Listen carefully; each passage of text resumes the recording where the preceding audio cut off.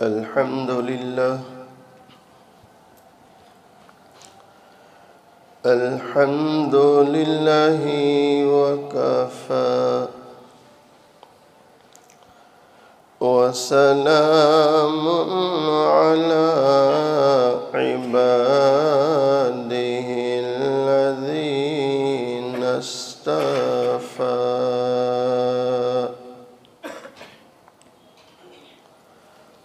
أما بعد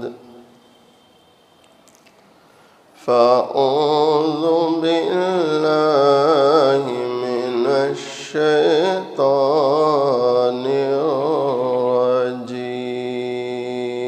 الرجيم بسم الله الرحمن الرحيم إن أول بيت وضع للناس للذي ببكة مباركا وهدى للعالمين صدق الله مولانا العظيم خودی کو کر بلند اتنا کہ ہر تقدیر سے پہلے خدا خود پوچھے بتا تیری رضا کیا ہے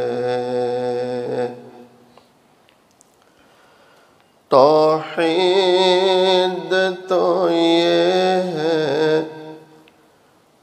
کہ خدا حشر میں کہہ دے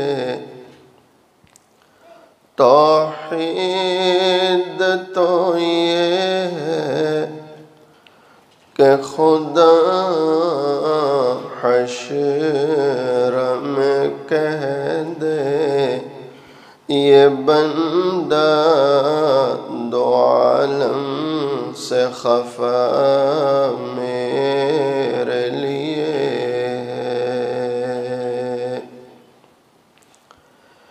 اللہ اگر توفیق نہ دے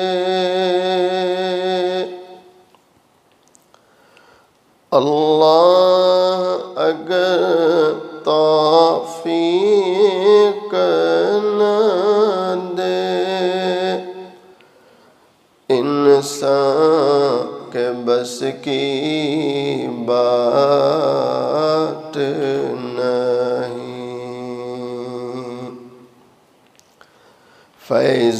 فیضان محبت عام تو ہے عرفان محبت عام نہیں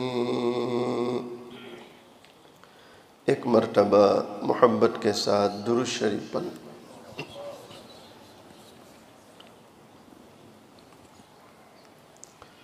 قابل صد احترام معزز علماء بزرگوں عزیز نوجوانوں حق تعالی شانہ کا بڑا احسان اور کرم ہے آج 2 جولائی عیسوی 2021 سورت شہر کالی پور آمبا والی بڑی مسجد میں جمعہ کی نسبت سے جمع ہے۔ اللہ تعالیٰ سے دعا کریں اللہ تعالیٰ ہم سب کے جمع ہونے کو قبول فرمائے، اپنی رضا نصیب فرمائے۔ بڑے پیارے دن چل رہے ہیں، قربانی کے ایام ہے، اور دونوں جہاں کے سردار حضور پاک صلی اللہ تعالی علیہ وسلم کا فرمان، من وجد ساعة لأن يضحي فلم يضحي فلا يحضر مصلانا، او کما قال علیہ الصلاۃ والسلام۔ دونوں جہاں کے سردار حضور پاک صلی اللہ علیہ وسلم فرماتے ہیں کہ جو شخص وسعت پاتا ہے، یعنی طاقت پاتا ہے کہ قربانی کرے، اس کے باوجود وہ قربانی نہیں کرتا، تو آپ علیہ السلام فرماتے ہیں فلا یحضر مصلانا، کہ وہ ہماری عیدگاہ میں نہ آئے۔ اللہ اکبر۔ اس سے قربانی کی اہمیت سمجھ میں آتی ہے کہ قربانی کتنا پیارا عمل ہے، اس کی کتنی اہمیت ہے۔ صحابہ کرام رضوان اللہ تعالی علیہ مجمعین نے حضور پاک صلی اللہ علیہ وسلم سے پوچھا ما هذه الاضاحی، یا رسول اللہ صلی اللہ علیہ وسلم یہ قربانی کیا چیز ہے؟ ارے بھائی کریں گے نہیں کریں گے انشاءاللہ، شوق سے کرنی چاہیے۔ علماء نے فقہاء نے لکھا کہ جن پر واجب ہے ان کو تو کرنا ہی ہے، لیکن جن پر واجب نہیں ہے اگر وہ بھی محنت کوشش کر کے کریں گے اللہ ان کو بھی اجر و ثواب دے گا انشاءاللہ۔ آپ علیہ السلام سے پوچھا گیا ما هذه الاضاحی، یہ قربانی کیا چیز ہے؟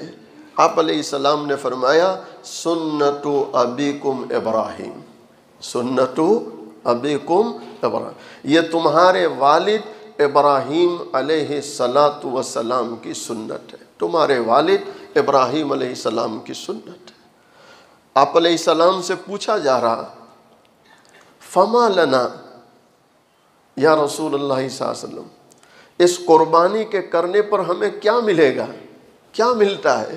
تو آپ علیہ السلام نے فرمایا بِكُلِّ شَعْرَةٍ حَسَنَةٍ، بِكُلِّ شَعْرَةٍ حَسَنَةٍ، یعنی قربانی کے جانور کے ہر بال کے بدلے میں ایک نیکی۔ اب آپ سوچیں کہ اس کی کھال پر کتنے بال ہوتے ہیں۔ صحابہ کرام نے جب سنا تو حیران ہوئے، کہا ہم تو ڈمبا کرتے ہیں، گھیٹا کرتے ہیں، اس میں صوف اون ہوتا ہے، تو اون میں کیسے گنتی کریں؟ تو انہوں نے پوچھا فما لنا فی الصوفی، اون والے جانور میں، ڈمبے میں، گھیٹے میں۔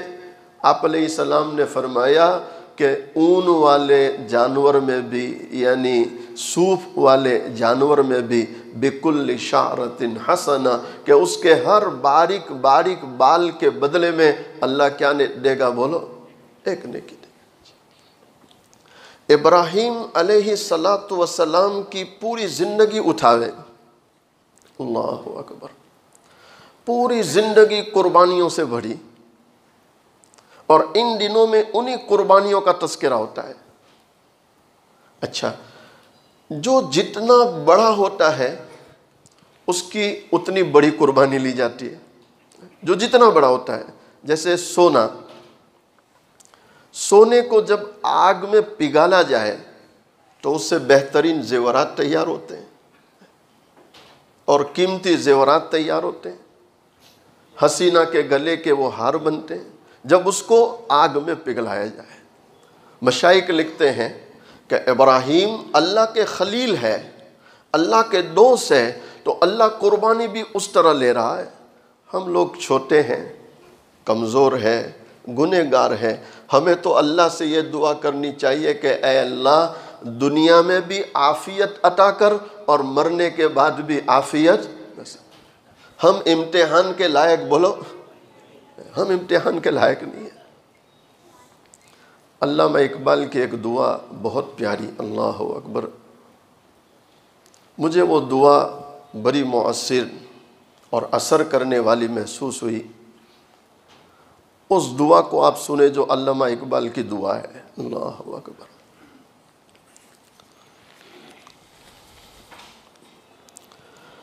الہی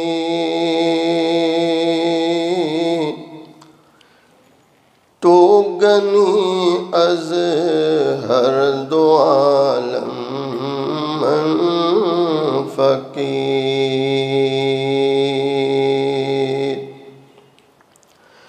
الہی تو غنی از ہر دو عالم من فقیر روز محشر عذر ہائے من پذیر۔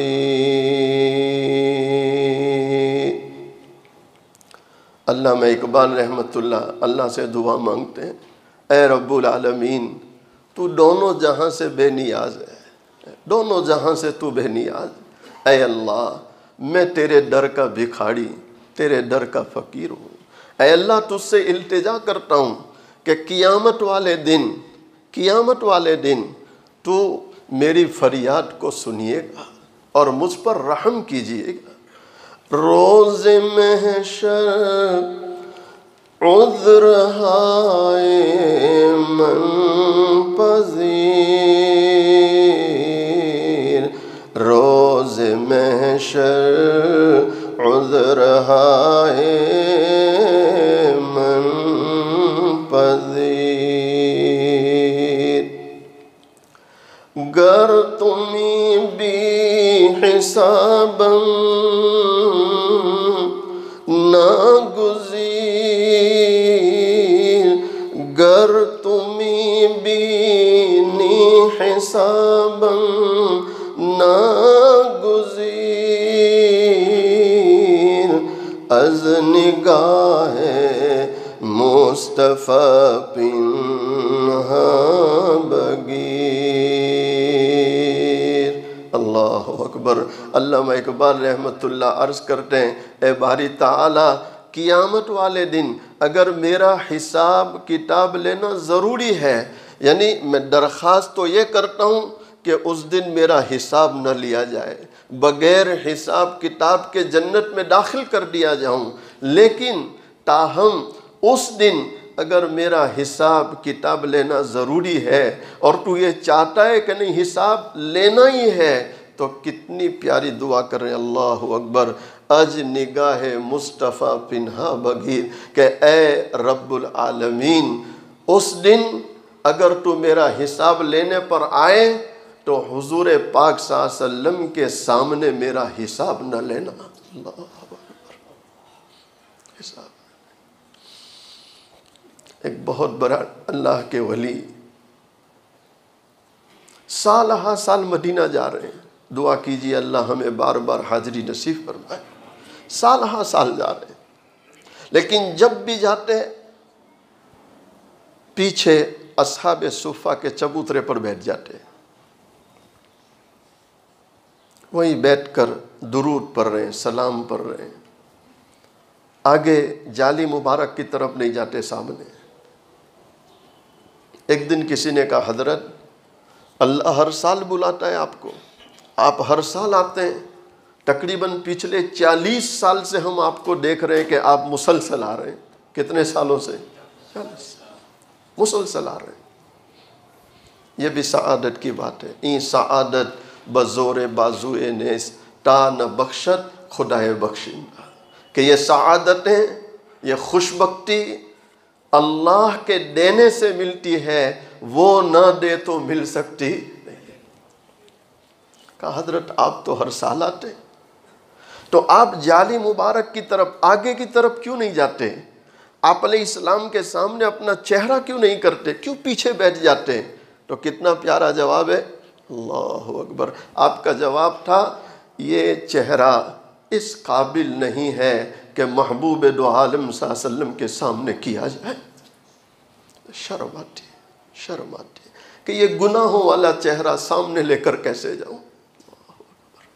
تو میرے بھائیوں، ہمارے مشائخ اولیاء کرام ہمیشہ اس سے ڈرتے رہے کہ ہمارا امتحان لیا جائے، ہم امتحان کے قابل، ہمیں تو اللہ سے کیا مانگنا ہے کہ اے اللہ دنیا میں بھی عافیت کر، اور مرنے کے بعد بھی کیا کر بولو۔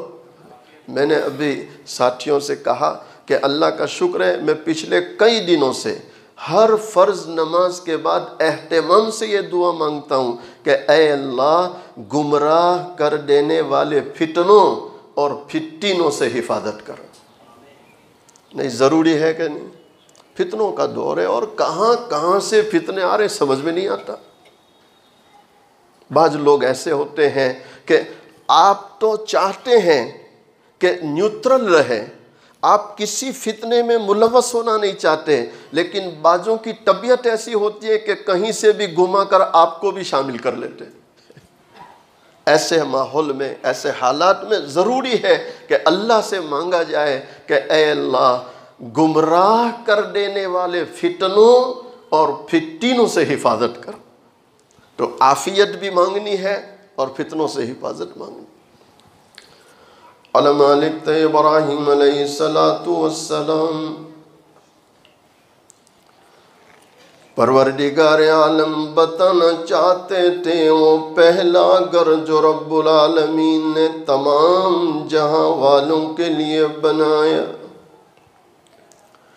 ان اول بیت وضع للناس،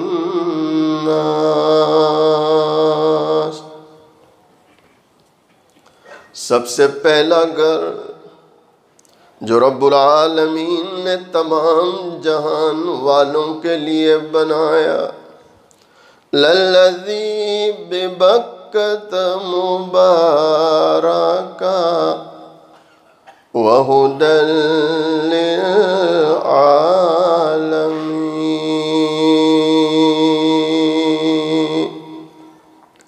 وہ سب سے پہلا گھر کعبۃ اللہ جو اللہ نے تمام جہان والوں کے لیے باعث برکت بھی بنایا اور باعث ہدایت بھی بنایا۔ پروردگار عالم اپنے خلیل کو، اپنے ابراہیم کو اس مقام پر لے جانا چاہتے، وہ مقام بتانا چاہتے۔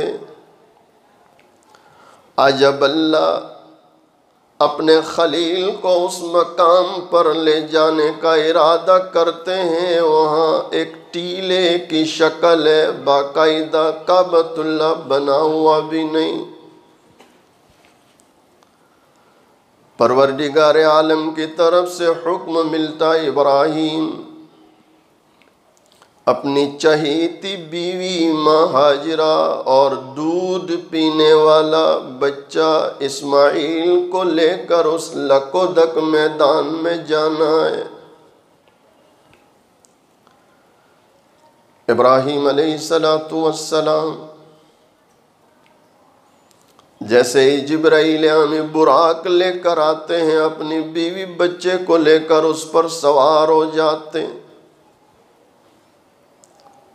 جبرائیل امین ان سب کو لے کر براق پر سوار کر کے سفر شروع فرماتے۔ جس بستی سے، جس مقام سے بھی گزر ہوتا، ابراہیم علیہ السلام فوراً سوال کرتے کیا رب العالمین نے اس مقام کا حکم دیا؟ جبرائیل امین فوراً عرض کرتے نہ، یہ مقام، یہ تمہاری منزل نہیں، اور آگے چلنا ہے۔ یہاں تک کہ چلتے چلتے اس لکودک میدان میں پہنچ جاتے ہیں جہاں ببول کے درخت ہیں اور دور دور تک کوئی چرند و پرند انسان تک نظر نہیں آتا۔ جب اس لکودک میدان میں اس ببول کے کانٹے دار وادی میں پہنچتے ہیں، جبرائیل امین فوراً عرض کرتے ہیں اے ابراہیم، اللہ کے خلیل، یہی وہ وادی ہے، یہی وہ جگہ ہے جسے آباد کرنا ہے اور یہیں کا اللہ نے حکم دیا ہے۔ ابراہیم علیہ السلام اسی وقت فوراً اپنی بیوی اور بیٹے کو لے کر اتر جاتے ہیں اور کعبۃ اللہ جو ٹیلے کی شکل میں ایک چھوٹا سا چھپڑ بناتے ہیں، ماں ہاجرہ اور بیٹے کو اس چھپڑ میں اتار دیتے، ٹھہرا دیتے ہیں، پانی کا مشکیجہ، کچھ کھجوریں سبب کے طور پر بطور سہارا ساتھ میں رکھ دی۔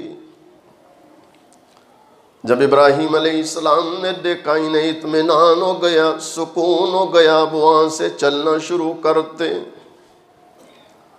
ماں ہاجرہ دیکھ کر حیران ہے، اس لکودک میدان میں ابراہیم ہمیں اس طرح تنہا چھوڑ کر جانے لگے۔ اللہ اکبر! سچ کہتا ہوں مسلمانوں، ابراہیم علیہ السلام کی پوری زندگی قربانیوں سے بھری ہے، اور ایک ایک قربانی ایسی ہے جو ہمارے بس میں نہیں، ہمارے بس کی بات نہیں ہے۔ ابراہیم علیہ السلام جب چلنے لگے، ماں ہاجرہ دیکھ کر حیران ہے، ابراہیم ہمیں چھوڑ کر کہاں جا رہے ہیں؟ ماں ہاجرہ ابراہیم کے پیچھے چلنے لگی اور ابراہیم علیہ السلام کو پکارنے لگی، اے ابراہیم، اس تنہا وادی میں ہمیں چھوڑ کر کہاں جاتے ہو؟ اللہ اکبر! ابراہیم علیہ السلام زبان پر تالا ہے، کچھ بولتے نہیں، کہیں اللہ ناراض نہ ہو جائے۔ کون ناراض نہ ہو جائے؟ بولو، اللہ ناراض، کچھ بولتے نہیں۔ ماں ہاجرہ پیچھے چل رہی، دوسری مرتبہ آواز دیو، ابراہیم تنہا وادی میں کہاں چھوڑ کے جا رہے ہو؟ ابراہیم علیہ السلام اس مرتبہ بھی کچھ بولتے نہیں۔ ماں ہاجرہ اسی وقت ابراہیم علیہ السلام کا دامن پکڑ لیتی ہے، کپڑا پکڑ لیتی ہے اور فوراً زبان سے بولتی ہے، اے ابراہیم، اے ابراہیم، کہیں ایسا تو نہیں اللہ کا حکم آیا ہو اور آپ ہمیں اس طرح تنہا چھوڑ کے جاتے ہو؟ اللہ اکبر! نبی کی بیوی تھی، مقدس گھرانے سے تھی، سمجھ گئی کہ ابراہیم اس طرح بیوی بچے کو چھوڑ کر جا نہیں سکتے، ہاں یہ کہ اللہ کا حکم ہو۔ کس کا حکم ہو؟ بولو محبت سے، اللہ کا حکم۔ تو اب ماں ہاجرہ زبان سے بول رہی کہ ابراہیم کہیں ایسا تو نہیں کہ اللہ کا حکم ہو؟ تو اب ابراہیم علیہ السلام صرف گردن ہلاتے، لب کھولے، صرف گردن ہلا دی کہ ہاں ہاجرہ، اللہ کا حکم ہے، چھوڑ کے جاؤ۔ تو اس عورت کا ایمان، اس کا یقین اللہ کی ذات سے ہونے کا کس قدر بنا ہوا ہے۔ ماں ہاجرہ نے برجستہ کہا، اے ابراہیم، اگر یہ اللہ کا فیصلہ ہے، اللہ کا حکم ہے، آپ اطمینان سے جائیے، ہماری فکر کرنے کی ضرورت نہیں ہے۔ جس اللہ نے اس وادی میں تنہا چھوڑنے کا حکم دیا، وہ اللہ ہماری حفاظت کے لیے کافی ہے، ہماری حفاظت کے لیے کافی۔ علامہ حالی اس منظر کو دیکھ کر تڑپ اٹھتے، بڑی عجیب بات کی، کافی لمبے اشعار ہیں، میں صرف ایک دو سناتا ہوں اس لیے کہ آپ کا وقت ہو رہا ہے، لیکن علامہ حالی نے اس منظر کو جو کھینچا، اللہ اکبر، ذرا اس کو سنیں۔ خدا کے حکم سے مرسل نے جب رختے سفر باندھا، جناب حاجران دوش پہ لکھتے جگر باندھا، خدا کا قافلہ جو مشتمل تھا 3 جانوں پر، خدا کا قافلہ جو مشتمل تھا 3 جانوں پر، معزز جس کو ہونا تھا زمین و آسمانوں پر، چلا جاتا تھا اس تپتے ہوئے صحرا کے سینے پر، چلا جاتا تھا اس تپتے ہوئے صحرا کے سینے پر، جہاں دیتا ہے انسان موت کو ترجیح جینے پر، وہ صحرا جس کا سینہ آتش کرنوں کی بستی ہے، وہ صحرا جس کا سینہ آتش کرنوں کی بستی ہے، وہ مٹی جو صدا پانی کی صورت کو ترستی ہے، وہ مٹی جو صدا پانی کی صورت کو ترستی ہے، وہ صحرا جس کی وسعت دیکھنے سے ہول آتا ہے، وہ صحرا جس کی وسعت دیکھنے سے ہول آتا ہے، وہ نقشہ جس کی صورت سے فلک بھی کانپ جاتا ہے، وہ نقشہ جس کی صورت سے فلک بھی کانپ جاتا ہے، بالآخر چلتے چلتے آخری منزل پر آ ٹھہرے، بالآخر چلتے چلتے آخری منزل پر آ ٹھہرے، پے آرام زیر دامن کوہ صفا ٹھہرے، پے آرام زیر کوہ صفا ٹھہرے۔ علماء لکھتے ہیں کہ یہ ماں ہاجرہ اور اسماعیل علیہ السلام جنہیں ابراہیم علیہ السلام چھوڑ کر نکل گئے، اب یہ تو ٹھہرے ہیں اس وادی میں، معمولی سی جھونپڑی میں، اور کعبہ ایک ٹیلے کی شکل ہے۔ پھر اللہ تعالیٰ نے اپنی قدرت کاملہ سے اس ٹیلے کی شکل کو حضرت ابراہیم علیہ السلام اور حضرت اسماعیل علیہ السلام کی مدد لے کر ایک بہترین شکل میں کعبہ تیار ہوا، جس کو آج ہم دیکھتے ہیں اپنی آنکھوں سے۔ حجاج کرام وہاں پہنچتے ہیں، طواف کرنے والے، عمرہ کرنے والے پہنچتے ہیں۔ اللہ سے دعا کرنی چاہیے کہ اللہ تعالی ہمیں بار بار وہاں کی حاضری نصیب فرمائے۔ حضرت پیر ذوالفقار نقشبندی دامت برکاتہم علینا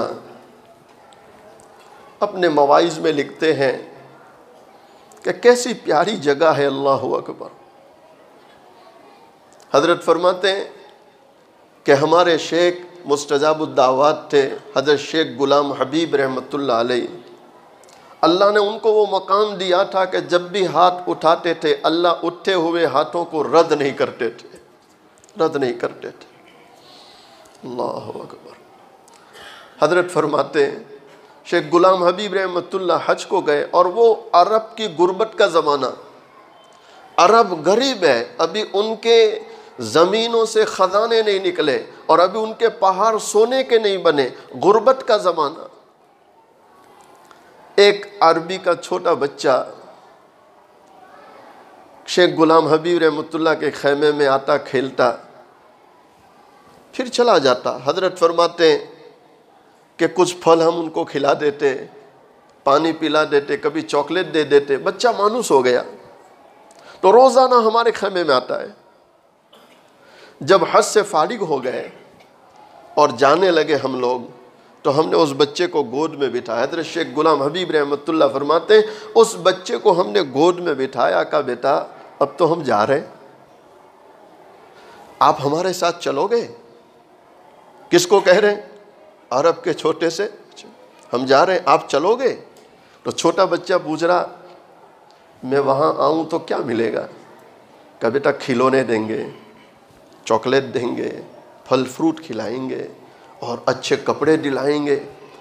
بہت سی وہ نعمتیں ہم نے شمار کروائی جو بچے پسند کرتے ہیں تاکہ وہ مانوس ہو، اس کو ایک حرص پیدا ہو اور ہمارے ساتھ آنے کو تیار ہو۔ جب ہم بہت ساری چیزیں گنوا چکے تو اس بچے نے کعبۃ اللہ کی طرف انگلی اٹھا دی۔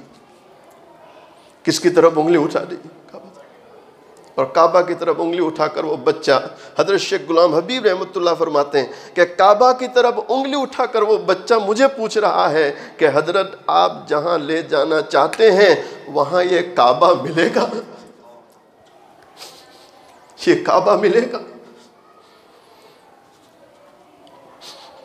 حضرت شیخ غلام حبیب رحمۃ اللہ فرماتے ہیں میری چیخ نکل گئی، میرے آنسو نہیں جم رہے کہ بیٹا تو نے کیا سوال کر لیا؟ کہا حضرت سچ کہتا ہوں، کھلونے، یہ چاکلیٹ، یہ پھل، اس سے کیا بنتا؟ پیٹ بھر جاتا۔ میں آپ کو بس یہ پوچھتا ہوں کہ کیا یہ ملے گا؟ حضرت فرماتے ہم نے اس بچے کو سینے سے لگا لیا، اس کی پیشانی کا بوسہ لیا اور کہا بیٹا یہ نعمت تو اللہ نے تم کو نصیب کی ہے، دنیا میں کسی کو یہ نعمت نصیب نہیں، کسی کو نصیب۔ مشائخ لکھتے ہیں کہ اس کعبہ کی محبت اللہ نے جو ایمان والوں کے قلوب میں ڈالی اور سب سے زیادہ اہل عرب کے دل میں ڈالی کہ ان کے بچوں کا یہ حال ہے کہ سب کچھ چھوڑ سکتے ہیں، اللہ کا گھر کعبہ نہیں چھوڑ سکتے، کعبہ نہیں چھوڑ سکتے۔ اس لیے جو بھی حج کو عمرے کو جاتا ہے وہ جب آئے آپ اس کو پوچھو کہ اہل عرب کی خدمت کیسی پائی، وہ یہ کہے گا کہ یہ حج کا نظام، عمرے کا نظام اور ان کی خدمت ان کے سوا کوئی کر ہی نہیں سکتا۔ یہ کس کا نظام ہے؟ بولو محبت سے۔ اللہ سے دعا کریں اللہ ہمیں حج بھی نصیب فرمائے، عمرہ بھی نصیب فرمائے، رکاوٹیں دور فرمائے، اور قربانی کے ایام ہے اللہ ہم سب کے لیے قربانی کو آسان فرمائے، اور جو لوگ قربانی کرنے والے اللہ ان سب کی قربانیوں کو قبول فرمائے۔ اخیر میں دونوں جہاں کے سردار حضور پاک صلی اللہ علیہ وسلم کی شان میں ایک دو مصرے پڑھتا ہوں، محبت کے ساتھ سماعت فرمائیں۔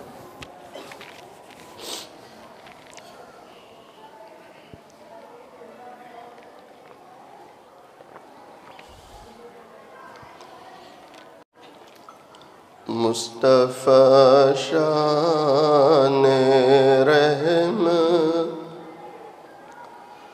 پہ بے حد سلام کی نورانی صورت پہ بے حد سلام کی پاکیزہ سیرت پہ بے حد سلام، جن کو معراج آج میں حق کی قربت ملی، سارے نبیوں کی جن کو امامت ملی، اور خیر الامم جن کو امت ملی، اور شفاعت کی جن کو اجازت ملی، اس نبی کی نبوت پہ بے حد سلام، مصطفیٰ شان رحم پہ بے حد سلام، جن کے گھر میں مہینوں، اللہ، جن کے گھر میں مہینوں نہ چولہا جلا، جن کے گھر میں مہینوں نہ چولہا جلا، مرتے دم جن کے گھر میں دیا تک نہ، اما عائشہ رضی اللہ تعالی عنہ بیان کرتی ہے کئی دن ہو جاتے تھے، کئی دن ہو جاتے تھے، چولہا جلانے کی نوبت نہیں آتی تھی، کھجور اور پانی پر گزارا ہوتا۔ سیدہ فاطمۃ الزہرا رضی اللہ تعالیٰ عنہ اپنے دوپٹے کے کونے میں آدھی روٹی کا ٹکڑا باندھ کر حاضر ہوتی ہے، عرض کرتی ابا حضور آپ اس کو قبول فرما لیں۔ دونوں جہاں کے سردار حضور پاک صلی اللہ علیہ وسلم نے فرمایا بیٹی فاطمہ کیا بات ہے؟ سیدہ فاطمہ عرض کرتی ابا حضور ہم کئی دنوں سے بھوکے تھے، ہم کئی دنوں سے پھاکے سے تھے، ہم نے کچھ نہیں کھایا۔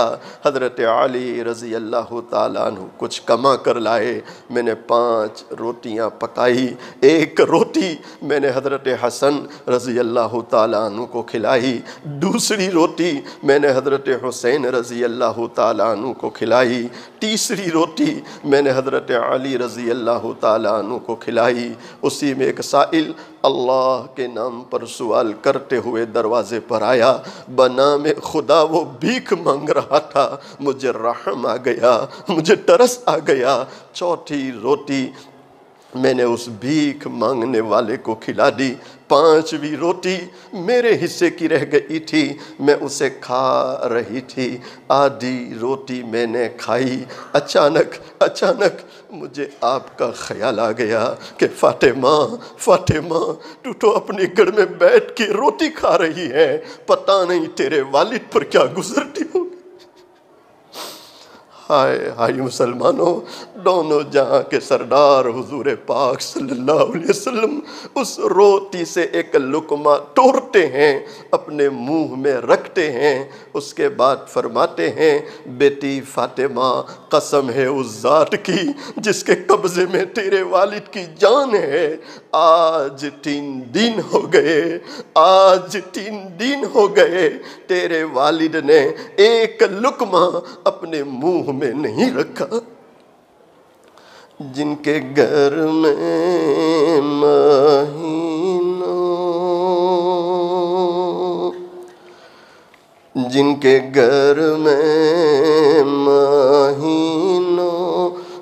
نہ چولہا جلا، مرتے دم جن کے گھر میں دیا تک نہ تھا، ان کی داد و دہش کا کہوں حال کیا، سیم و زر کے دیے نے دریا بہا کوئی محروم در سے نہ سائل گیا، کوئی محروم در سے نہ سائل گیا، اس نبی کی سخاوت، اس نبی کی سخاوت پہ بے حد سلام، مصطفیٰ شان رحمت پہ بے حد سلام۔ اللہ تعالیٰ کہنے سننے سے زیادہ عمل کی توفیق عطا فرمائے۔ کیا فائدہ فکر بے شکم سے ہوگا، کیا فائدہ فکر بے شکم سے ہوگا؟ ہم کیا ہے جو ہم سے کوئی کام ہوگا؟ جو کچھ ہوا ہوا تیرے کرم سے، جو کچھ ہوگا تیرے کرم سے ہوگا، یعنی اللہ کے کرم سے ہوگا۔ وآخر دعوانا ان الحمد للہ رب العالمین۔